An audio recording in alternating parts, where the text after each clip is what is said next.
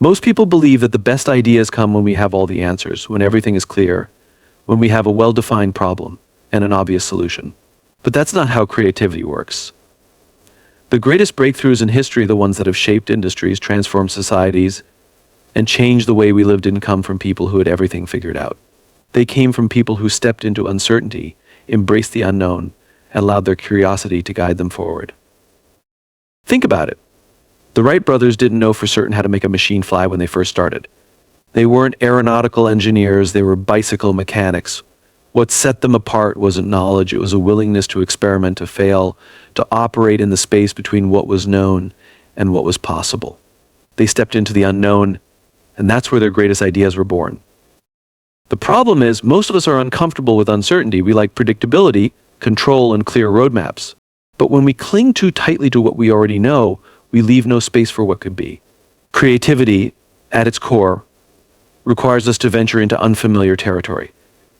It requires us to ask questions we don't yet have answers to. It demands that we sit in the discomfort of not knowing and trust that, in time, the right ideas will emerge. A great example of this comes from the world of technology. When Steve Jobs was building the first iPhone, he didn't start with a clear blueprint.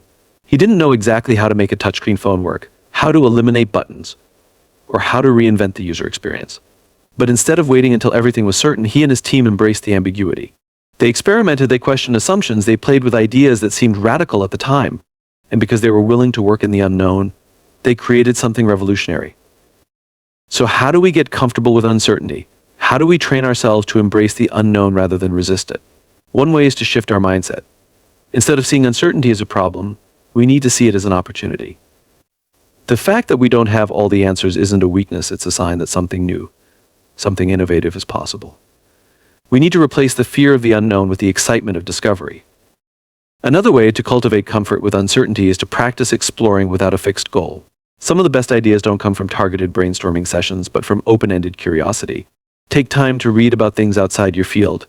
Have conversations with people whose perspectives are different from yours. Expose yourself to unfamiliar experiences. The more you step outside of what you already know, the more you train your mind to think in new ways. Ultimately, the greatest ideas come when we stop searching for certainty and start leaning into curiosity. When we give ourselves permission to ask bold questions, to challenge assumptions, and to explore without guarantees, we create the space where real innovation happens. Keynote 2, Stop Thinking, Start Feeling. When we talk about generating great ideas, most people assume it's all about thinking harder. They imagine that if they just analyze the problem more, gather more data, or apply more logic, the breakthrough will come. But the truth is, the best ideas don't come from thinking alone, they come from feeling.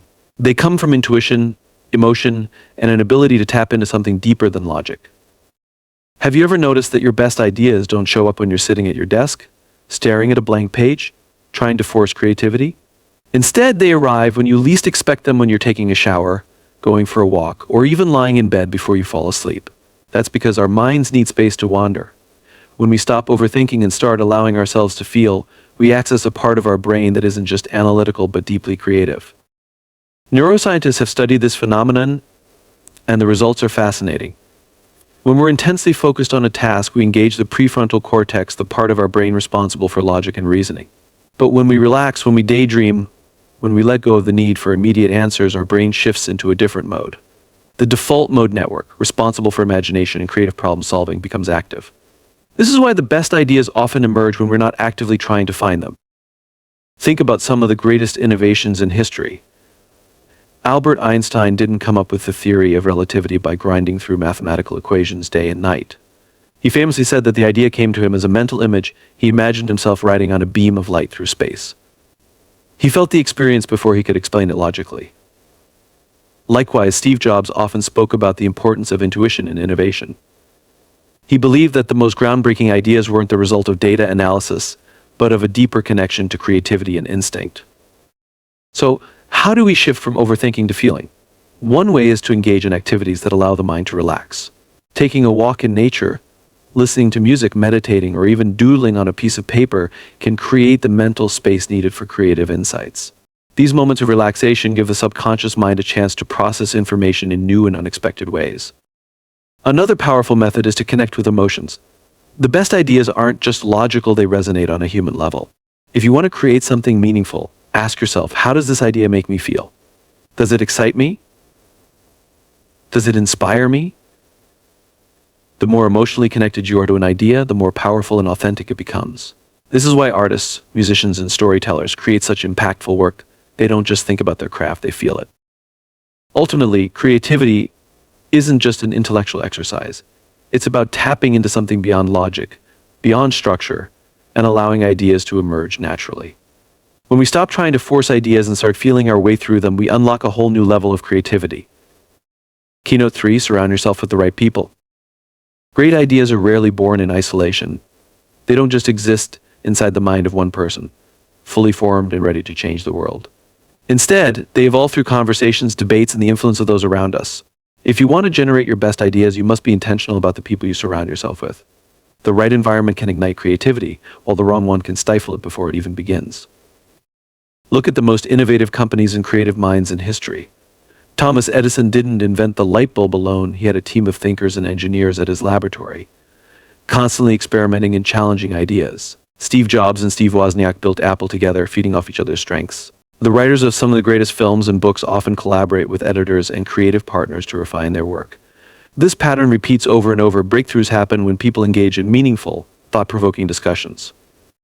One of the biggest mistakes people make is thinking that creativity is a solo effort. They isolate themselves, trying to come up with the perfect idea on their own, only to find that their thinking becomes stale. Ideas thrive in an environment where they can be tested, refined, and expanded upon. The best teams don't just agree with each other, they challenge one another, offering different perspectives that push an idea further. However, not all environments foster creativity. In the wrong setting, ideas are dismissed, ridiculed, or shut down before they have a chance to grow. If you constantly find yourself in a space where new thinking is met with skepticism or negativity, it becomes difficult to generate bold ideas. That's why it's critical to seek out people who encourage and inspire creativity, people who make you think differently, rather than those who reinforce the same patterns of thought. Diversity is also a key ingredient in generating great ideas. If you only surround yourself with people who think like you limit your perspective. Some of the most groundbreaking ideas have come from cross-disciplinary thinking, when someone from one field brings fresh insights into another. This is why some of the world's most innovative companies hire people from completely different industries to challenge the status quo. They understand that real innovation happens at the intersection of different ways of thinking. One practical way to surround yourself with the right people is to seek out communities and networks that value creativity. This could mean joining a mastermind group, attending industry events, or simply having deep conversations with people outside your usual circle. The more you expose yourself to different perspectives, the more your mind expands. At the same time, it's important to nurture relationships where you feel psychologically safe to share unfinished, unpolished ideas. Many people hesitate to share their thoughts because they fear criticism. But when you have the right people around you, people who understand that every great idea starts as a rough draft, you gain the confidence to explore new possibilities. Ultimately, the best ideas don't happen in isolation. They happen when we create an environment where creativity is nurtured, challenged, and refined through collaboration. Keynote 4. Take action before you're ready.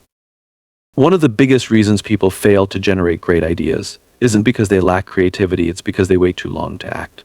They hesitate, overanalyze, and convince themselves that they need more time, more information, or the perfect conditions before they start. But the truth is, the best ideas don't come when you're ready. They come when you take action. Too often we fall into the trap of perfectionism.